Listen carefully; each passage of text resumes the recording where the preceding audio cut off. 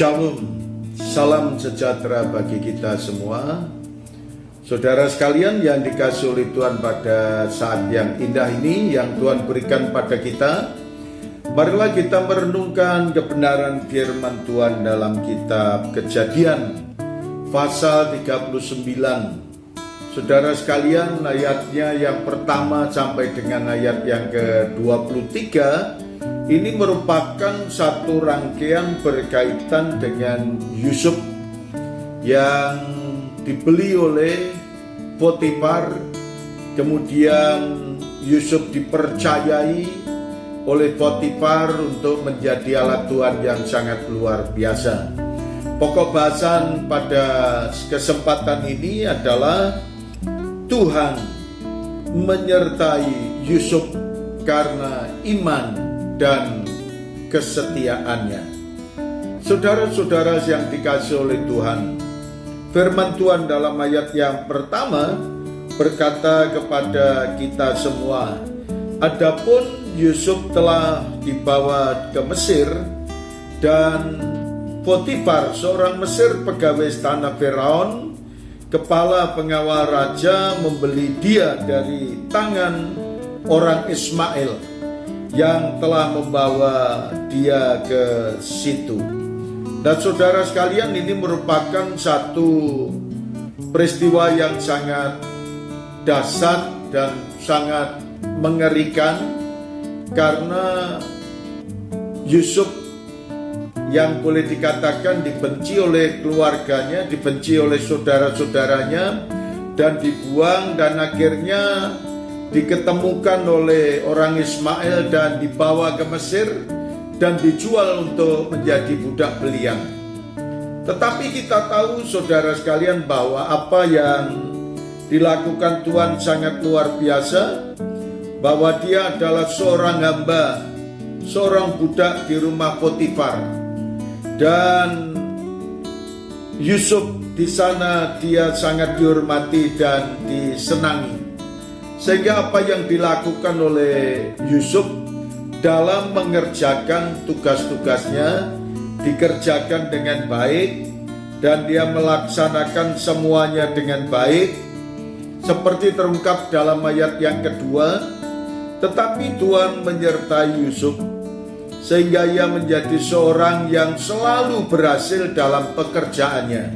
Perhatikan, ia menjadi seorang yang selalu berhasil dalam pekerjaannya.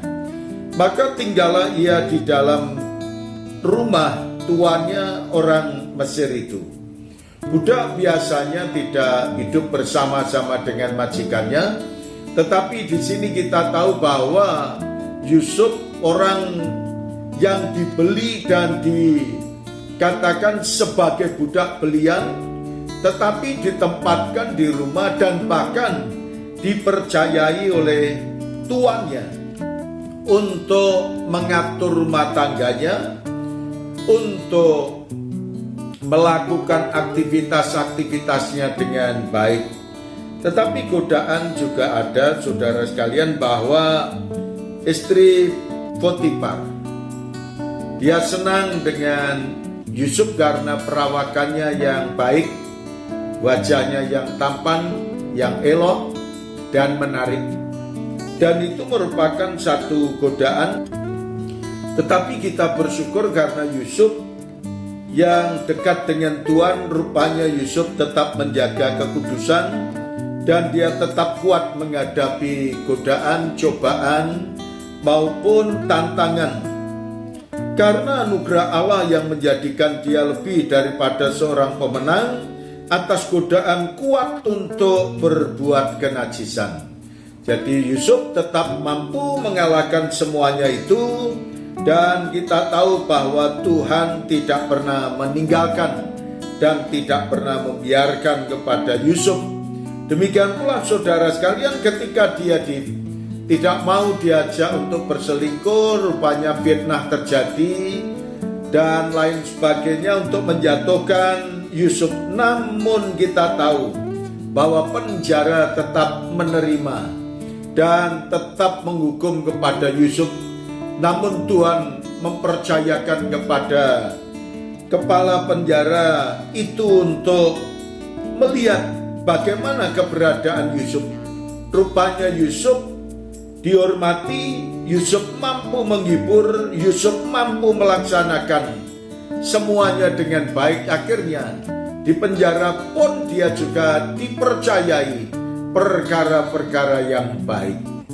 Saudara sekalian, ketika Tuhan menyertai saudara dan kita hidup setia, kita hidup taat, niscaya Tuhan juga akan mempercayakan yang terbaik kepada Anda, dan Tuhan memberikan yang terindah kepada kita semuanya.